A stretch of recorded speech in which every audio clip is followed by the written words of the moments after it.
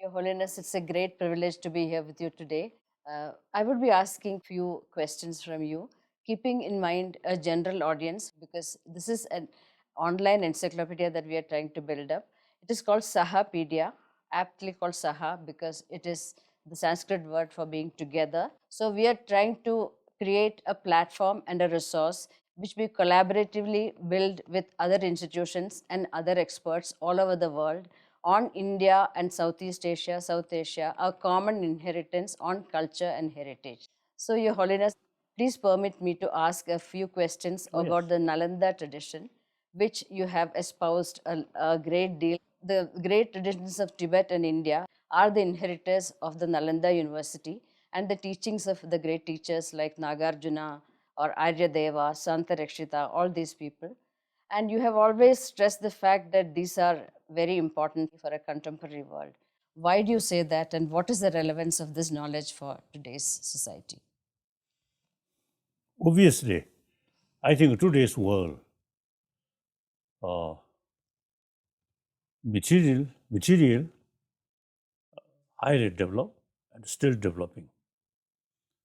Uh, and then, in the meantime, there are a lot of problems. Yes. Problem, nature disaster due to global warming. This is something different. But a lot of problem, actually, our own creation. 7 billion human beings. No one have sort of motivation. Oh, I want to create more problem. No. From childhood, I think every 7 billion human being, when they are young, hmm, they appreciate human love. And without parents' love, they, they cannot survive. So this 7 billion human being survived because of human love, human affection. However, once you see people, pure mind, very innocent or something, oh, join existing education field. Not much talking about this inner value. Only I feel existing modern education is very much oriented about material value. So people, once you see, join education, uh, then they are, you see, not much sort of, then you see, sort of talking about our inner value. And then, so without sort of knowledge about our inner world, world of emotion, then people generally consider anger, too much ambition, too much self-centered attitude. These are part of human nature. Then the education, the brain intelligence itself become disposal of destructive emotion. That's why you see a lot of problem which human beings are self creation. Including so-called now the problem with Muslim. Now, actually, Muslim Islam tradition, good tradition, wonderful, like any other tradition, talking about love. As a Muslim practitioner, they often used to telling me the genuine practitioner of Islam must extend love towards entire creation of Allah. Yes. Wonderful. And me personally, also among my friend, some wonderful Muslim. But you see, nowadays, even religion also is in becoming source of hatred, source of anger and violence. So this clearly shows we humanity on this planet, now 21st century, still we are in a sort of position create a lot of problems. So now this use force. I think things worsened. Because these things related with fear or pressure or some kind of force increase these inner fear, hatred. So therefore, I feel now today's world, we really need, now many scientists also now telling us through their investigation, for healthy body, healthy mind, peaceful mind, compassionate mind is very essential. So individual, everybody take care about their own physical health. So here also, not only just medicine, but peace of mind is very important. So therefore, now the way to bring inner peace not through prayer, inner peace automatically come. No. Inner peace through awareness and pay more attention. Real destroyer of inner peace, not outside, but inside. Anger, fear. How to tackle this? I think generally fear is sometimes useful. Because of fear, you need some precaution. That's good. But unnecessary fear creates anger, frustration. Frustration creates anger. Anger creates violence. So now world, even I think the 21st century, generally speaking, I think 20th century, too much violence, too much war. Comparatively, the 21st century, since the Vietnam War, I think everywhere people, I think, fed up about violence, about war. One example, Iraq crisis about to happen. Millions of people from Australia up to United States demonstrate against violence. So I think I really admire European Union spirit. These member states, through centuries fighting, killing, then they become more mature. And also, you see, get more deeper experience through, how to say, immense difficulties, suffering. So European Union, see, start. So generally, I think people now, end of 20th century, I think desire for peace, I think much increase, and thinking about humanity, and including environment. I think later part of 20th century, these become now something, I say, a new concept or new realization, awareness. But still, we need. So therefore, and then also some scientists say basic human nature is more compassionate. When I heard that, oh, this is basis for our hope. If human being, basic nature is anger, then no hope. True. So therefore, when I thinking these, I saw these things, then I think generally speaking, my own case, my life, too difficult, sometimes quite dangerous. But I have the ability to keep peace of mind. So many also my friend, many Buddhist practitioners, many of them, you see, telling me the best period for practice is when they were in Chinese gulag or prison. Things are difficult. Fear is there, but still they have the ability, you see, to think about compassion, about forgiveness, these things in practice, actually implement. So result, you see, they found during that period, they find best period for deeper spiritual practice. So these are potential. So therefore, I always telling the inner peace is the fundamental sort of basis of happy individual, happy family, happy community, and then finally happy humanity. Then audience very, very receptive. So then I felt all these things are the real sort of message or real sort of awareness of ancient India, the Nalanda tradition. These inner peace, not through prayer, not through ritual, Yes. but you see, through training our mind, through awareness. Right. So now that, according Indian sort of tradition, ahimsa, no, according secularism, secular. Yes. India's understanding secular means respect all religion and also respect non-believer. So a certain sort of awareness Yes.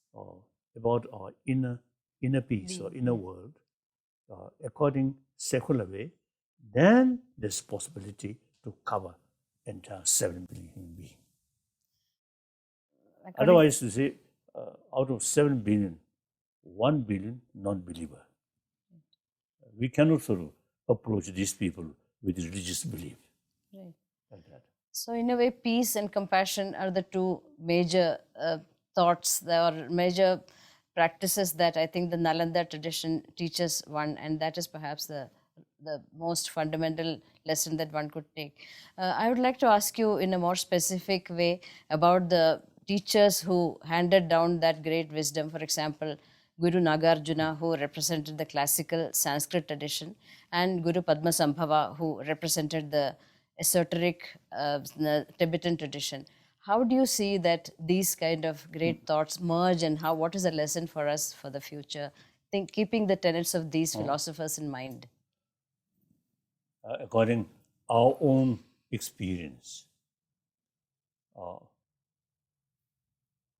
For example, anger will not go away through prayer to Buddha. Or Buddha, Om Muni Muni Ma Muni, So Muni Muni Ma Muni So. Anger for a short moment may be lessened, but after finishing that sort of prayer, anger come back. Yes. So the real thing, the effective thing is to study anger's immediate cause, fear. Then further deeper, the fear very much related with self-centered attitude. And that also is relevant with weak insight, less self-confidence. So now here, you see, it is very important, human intelligence. Utilize fully about intelligence. Through that way, we can, you see, train our mind through awareness. All this destructive emotion, no proper foundation, no logical sort of basis. Yes. The positive emotion, there is sound base and logical. Therefore, the Nalanda tradition analyze things, Yes. particularly the Nagarjuna. Yes. I really feel I'm one of the students of Nagarjuna because I study Nagarjuna's text like Madhyamaka Mulakarika. Yes. Wonderful. Yes. The 26th chapter, and then 18th chapter, then 24th chapter. Okay. I daily thinking these immense sort of powerful to reduce anger. And plus, Shantadeva was sort of teaching about altruism, combination, the deeper understanding about reality. Now here, one scientist, my friend, see, he told me, now his age, now nearly 100 now. Whether he alive or not, I don't know. My first meeting with him, then his age already 84, many years ago. Then I think few years ago, because I have deep admiration, so I visited his own sort of house. So he told me, he's not a religious person, a scientist. Yes. He deals with people who have some mental unrest, mental crisis out of anger, because of anger. I think at least a few decades he deal with such patient. So his conclusion is, when people develop anger, the object which they feel angry appears very negative. But 90% of that negativeness is mental projection. Absolutely. This is exactly Nagarjuna mentioned. 18th chapter, he mentioned that. Right. So then another thing, say things not exist as appears, including your enemy or your sort of friend, does not exist as appears. Yes. This big gap, appearances and reality. Now in this respect, quantum physics, again Nagarjuna, you see, mentioned these things. Yes. So I think you may know the Dr. Raja Ramana, who, Oh, yes. once he told me the quantum physics And in the the theory West, of something related. new. Right. In this country, 2,000 year old, already is that concept there. Right. So therefore, these are, now scientifically, you see, proof these are ancient knowledge or explanation. And our daily life, training, or through training, more awareness, and implement, it actually has helped me immensely. So therefore, this ancient Indian knowledge is the, I think, best sort of instrument to tackle our emotion, our mind. Not talking about next life or heaven. This life just life talking itself. how to create happy individual, happy family, happy community, then finally happy humanity. So now these days, many occasions I express now, we are social animal. Each individual, us, each individual is part of 7 billion human beings. So since we are social animal, everybody have the responsibility to think about humanity. So human being from individual, you see, with awareness and pay more attention about our inner world, through that way we can change individual mental attitude. Through that way, eventually we can change humanity. So I usually describe this century, 21st century, should be century of peace. Beautiful, yes. In order to achieve peaceful century, we need effort for compassion. Therefore, this century should be century of compassion through education.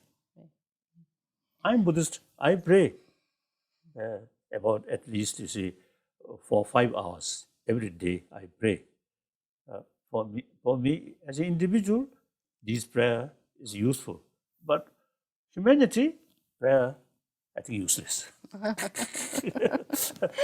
We must now try to educate, make awareness about these things in education field, not in temple or as a mosque or synagogue or church, mandir. No, through education, strictly according to Indian tradition, secular way. So in that respect, now Nalanda tradition, I feel very important. Unfortunately, when Nalanda there, these like Nagarjuna, these scholars there, they equally many sort of scholars in different traditions, Jains and different Hindus or Sanghas like that. Now, I think modern India, I think too busy to copy modern technology or these things. So you say you because of neglected about this value. Then we Tibetan, fortunately, surrounded by mountain, and we remain like that. So we kept, you see, this knowledge quite intact over Many of the 1,000 years. manuscripts, many of the manuscripts that were lost in India were retrieved through the Tibetan, because there was copying, there was knowledge, there was meditation around that, and deep studies, and so we in fact got our knowledge back perhaps from the Tibetan tradition. I'd like to ask you one more thing about Raja Ramana conversation that you were talking about. Like you said, I think Raja Ramana said that Nagarjuna's teachings are important because they also reflect quantum physics and also the theory of relativity.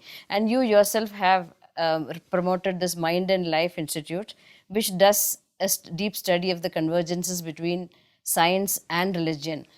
Where are these convergences and what do these convergences teach us? True. About 40 years ago, of course, since my childhood, I have keen interest about certain toy which moving. So I always say, few moments I play, then I always say dismantle and try to see inside how it work, like that. So then gradually you see interest about science Yes. come. Right. So about 40 years ago, I think nearly 50 years, you say, I have keen interest or keen desire, more contact with scientists and some discussions.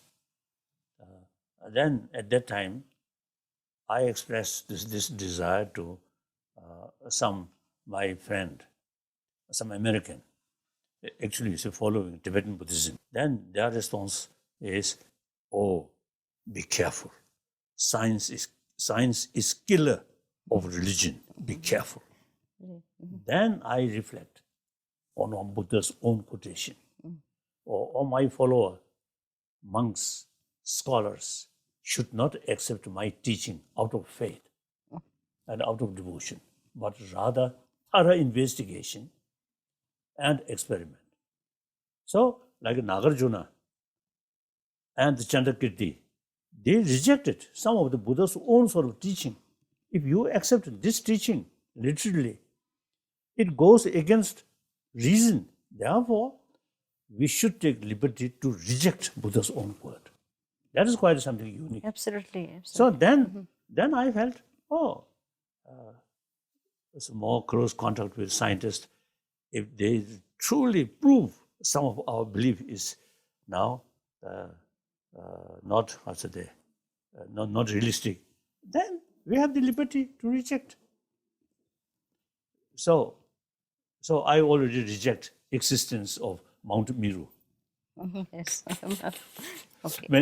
Many Buddhists, and particularly many Tibetans, As the axis of the world. yes, they always say, in the form of offering, they always say, in the center, Mount Meru, and the sun and the moon goes like that. Revolve. So I publicly rejected these things.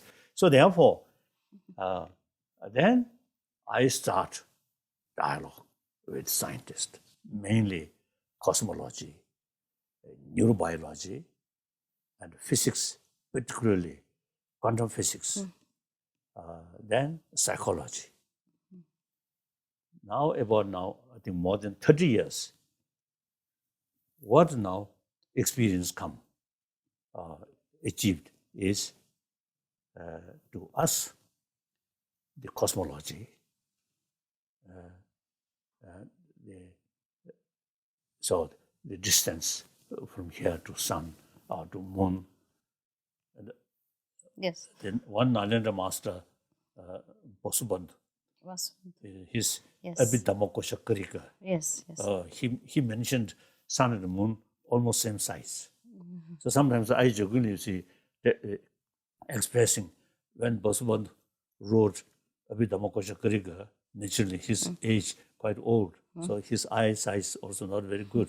So one cloudy day, he tried to look the sun.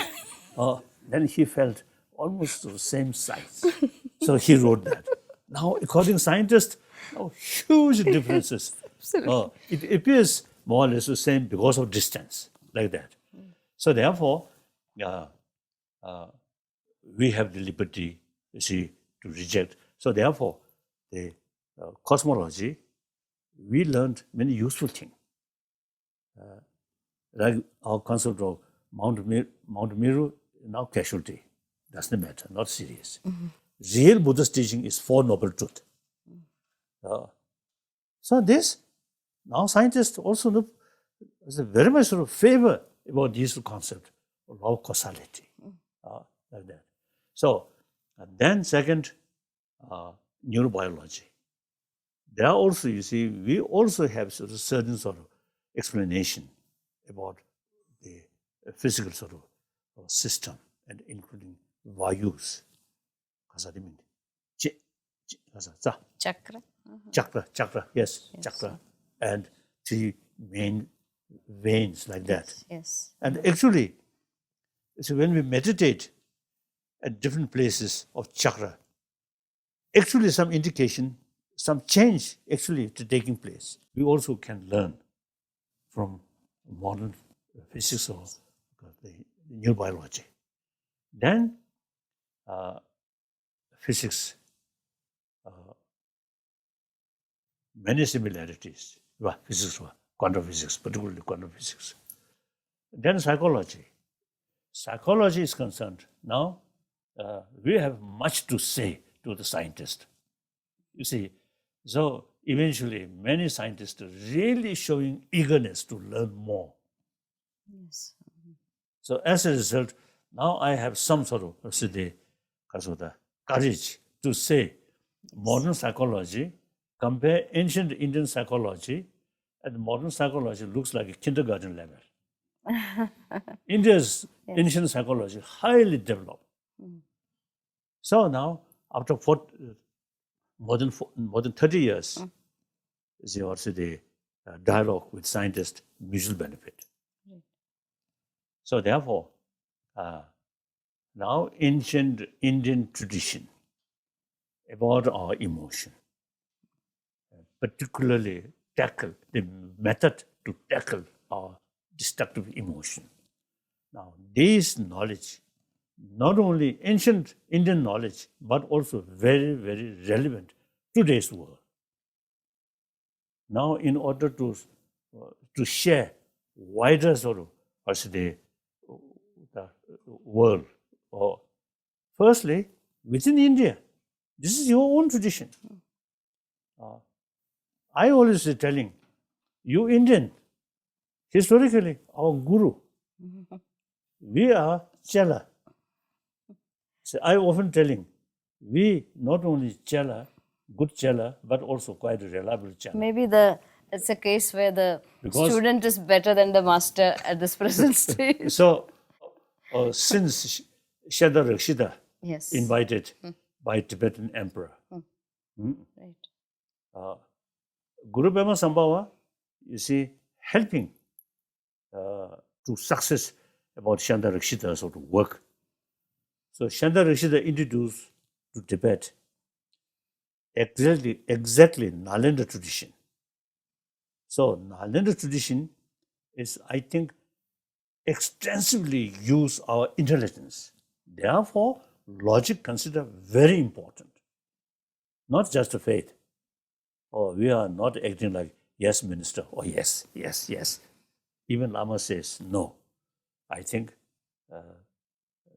sometimes we, whatever Lama say, we have to accept yes, yes. I think that's wrong.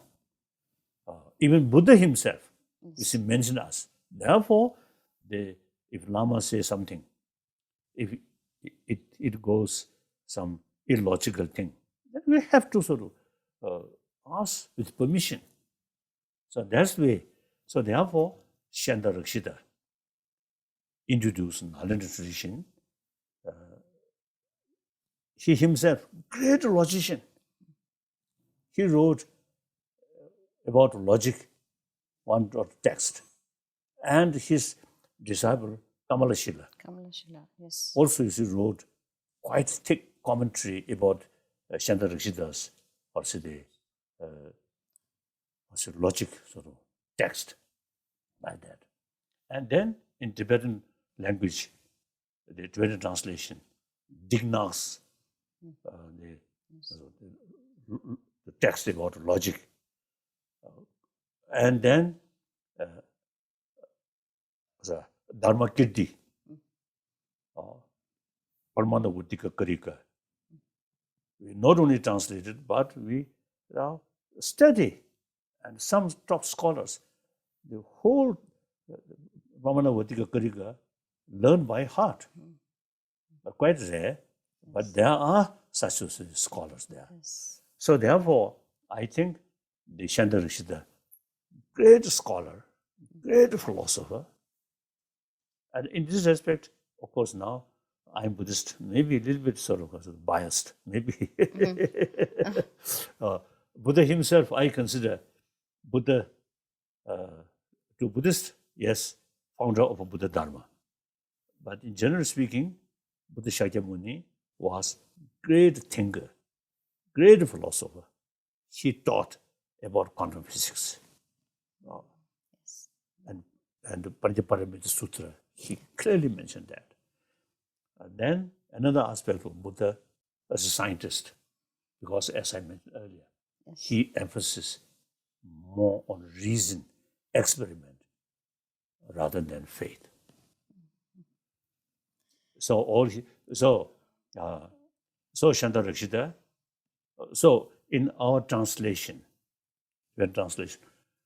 all great Nalanda's logicians, their major text, all available in Tibetan translation. In Tibetan translation, Yes. altogether 300 volumes. About 100 volume, Buddha's own teaching. In that, maybe 15, 20 volumes translated from Chinese. Otherwise, all from Sanskrit or some Pali, like that. And then, from Nalanda sort of masters, like Nagarjuna, Arya Asanga, Yes. Vasubandh, Arya Deva, Aryadeva. the Buddha Palita. Yes. You see, they are sort of writing altogether 220 volumes. Text. Yes. So we study these books. So now, fortunately or unfortunately, now Chela become Guru. Guru become Chela. That's absolutely true.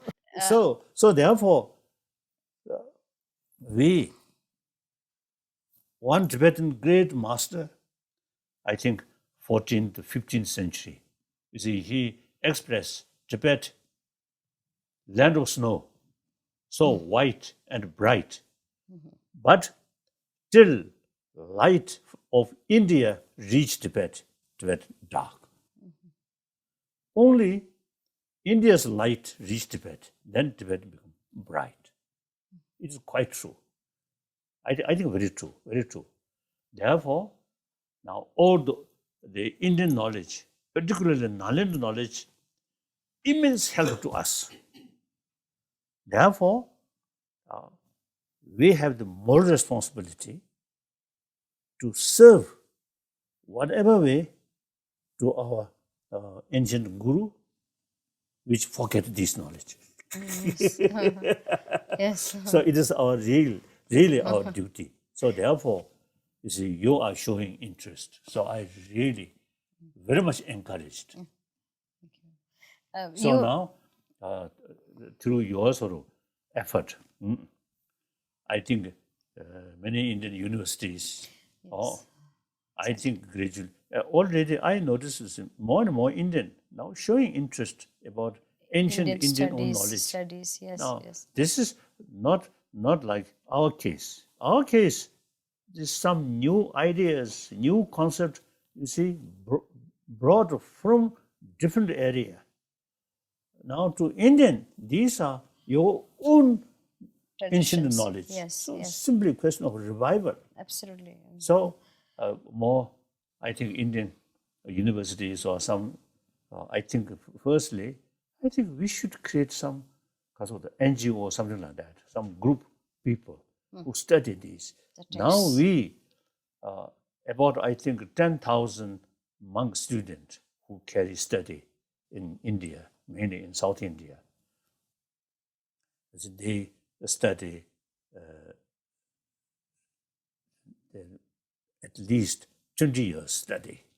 So they are quite good scholar. yes. Now since many years, I asked them, they also should include knowledge, some science.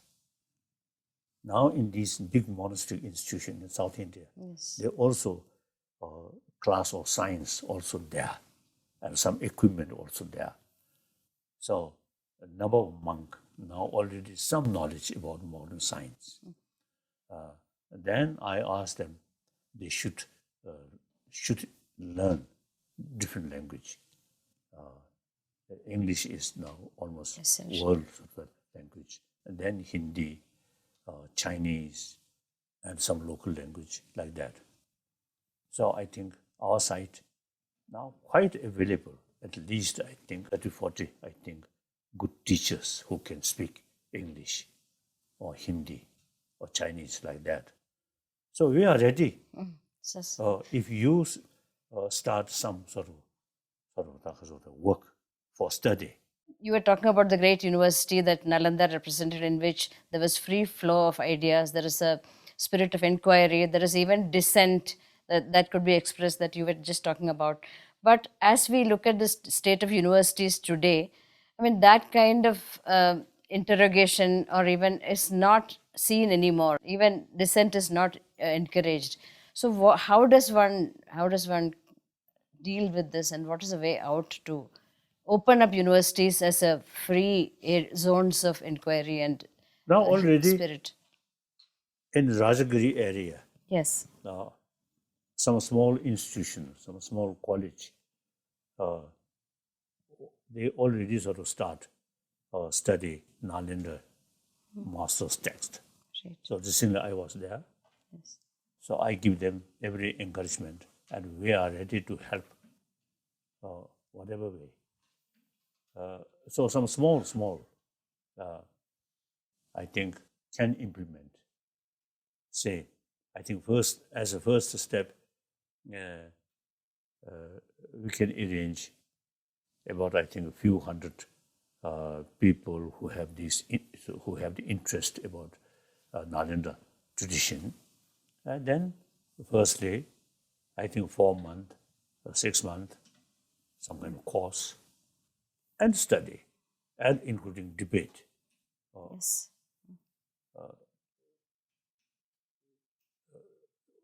All these texts, I think, original Sanskrit text, I think many of them, I think available, and some now no longer. But one of our institution retranslate from Tibetan into Sanskrit or Hindi. So some text I think available. So not necessary to study Tibetan. And also you see among Tibetan scholar who some already studied knowing some Sanskrit. So therefore, I think my suggestion is, you see, somewhere we should start small, or say, study group. I think some facility about it in Dharamsala. Previously, so we created that sort of say, the accommodation for Tibetan who come from Tibet. Now they are much less. So almost all these sort of other facility now empty.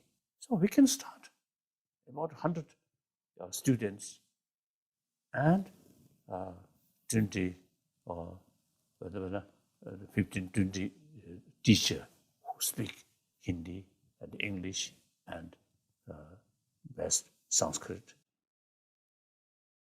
That we can do. It's a good start, I suppose. And then we could take it to other parts of India as well.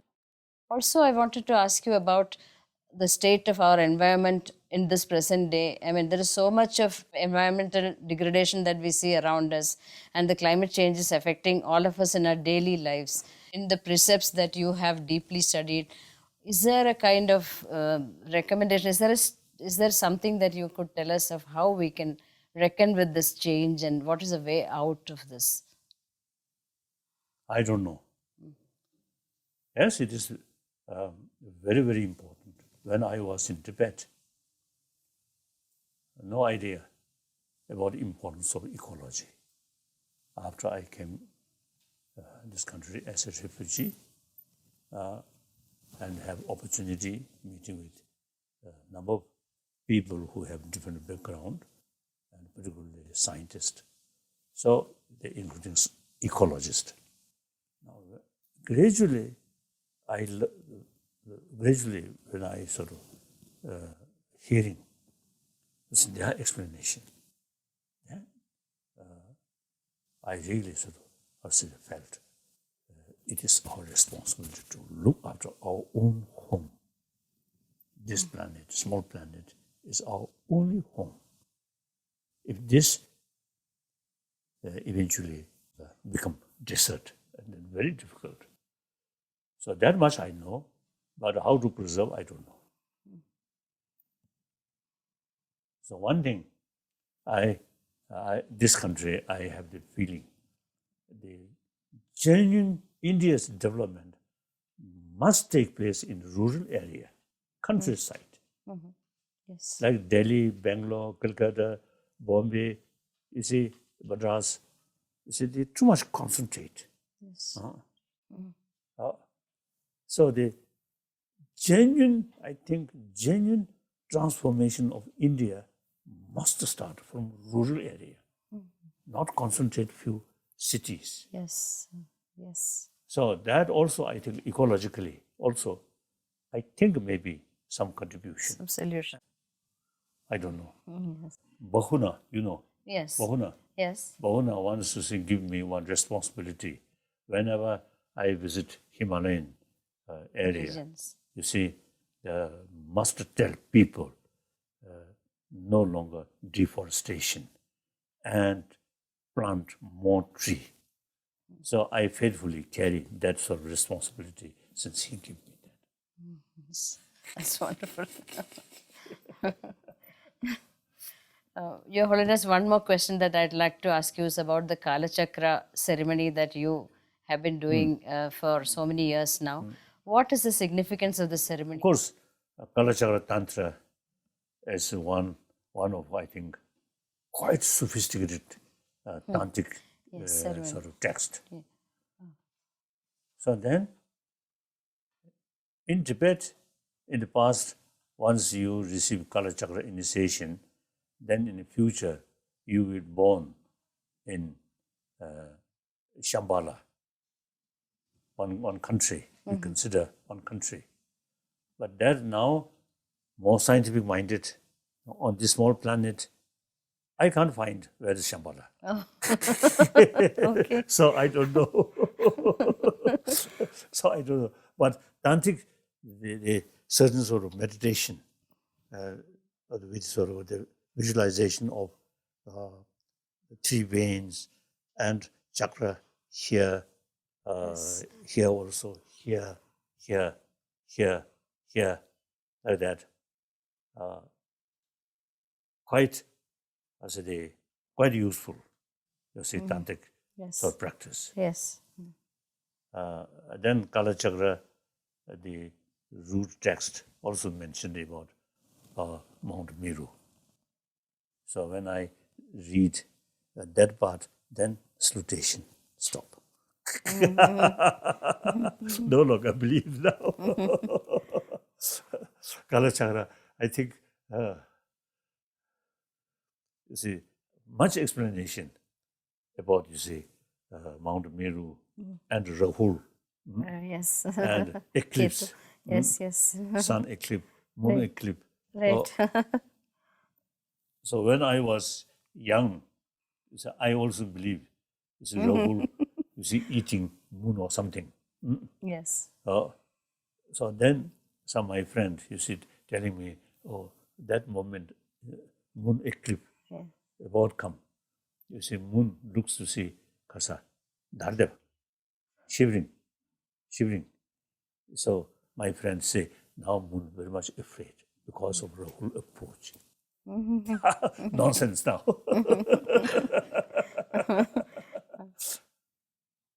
I publicly is telling in 100 volume and also commentary about 200 volume, about together over 300 volumes. Basically, we can make two as groups. One group, Buddha taught mainly individual. That is Tantrayana. Another group, Buddha taught publicly.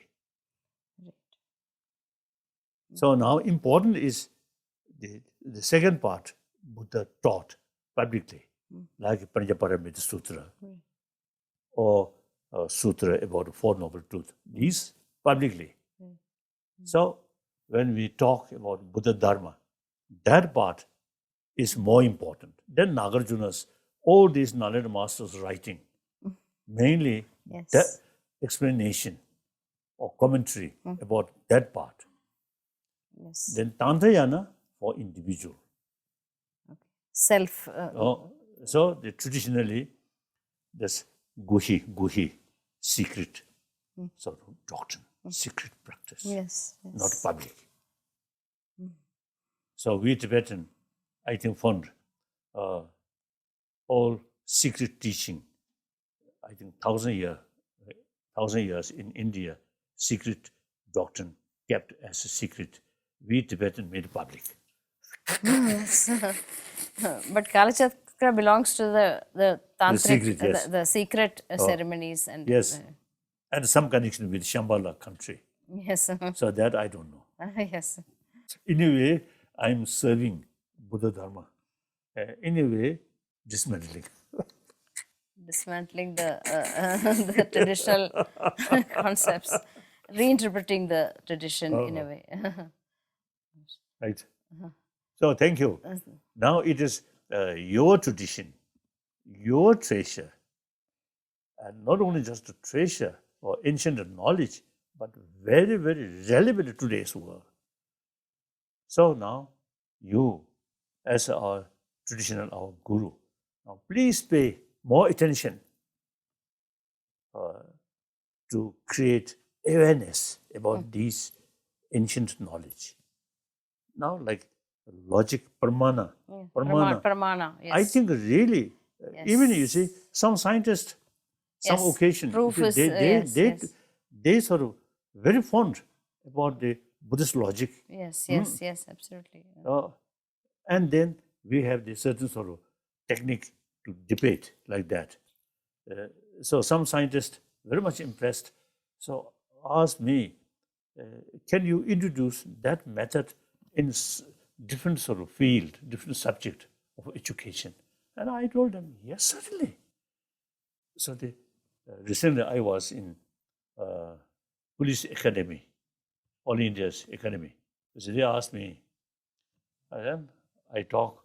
Then I also suggest, oh, maybe this is some sort of a period, say few weeks or few months to study ancient Indian logic. Yes. This is so that your police mind becoming more sharpening. Yeah. True. No, yes. That's very, very important. So I think Indians are now next week, 27th, we're going to have some serious discussion about curriculum of the secular ethics. Tata institution and Emory University, and then some, I think, more people. So we are going to discuss. This is a great way to take forward, I think, it's first step as an initial. One, I think two, I think two cities in America, not my initiative, but their own initiative, they developed. Very name of the city is City of Kindness and the City of Compassion. That's- So they told me, concerned, you see, their mayors told me, with that name, they carry more sort of activities regarding compassion, regarding kindness. So students within that city, more peaceful, more willingness to help other people, less violence. So this something living example. So some effect, but they not yet because of that developed, because of detailed, because of precise way to educate these things. At least it's a big step and a big, great beginning to understand and reckon with what is needed, I think. So in a way, that's a wonderful beginning. So India, I think India is the only nation who can combine ancient yoga knowledge, which brings inner comfort, mental comfort, inner peace, and with modern education, modern technology that provide us physical comfort. So India, only this country can have that potential, no other country. I think historically, of course, I respect all religions. But I think only Indian religions who have the practice of shamatha and vipassana, Yes, yes. automatically some explanation about the human mind, about how to tackle sort of distracted as a mind, how to tackle these things. Because practice of shamatha and practice of vipassana, sharpening our mind. So only this country, you see, have these sort of experiences or tradition. Most of other tradition only faith. Very effective, but as far as sort of knowledge is concerned, not much emphasis. Thank you so much for Thank your you. kind and wise words, and we immensely benefited by this interaction. Thank you so much. Thank you.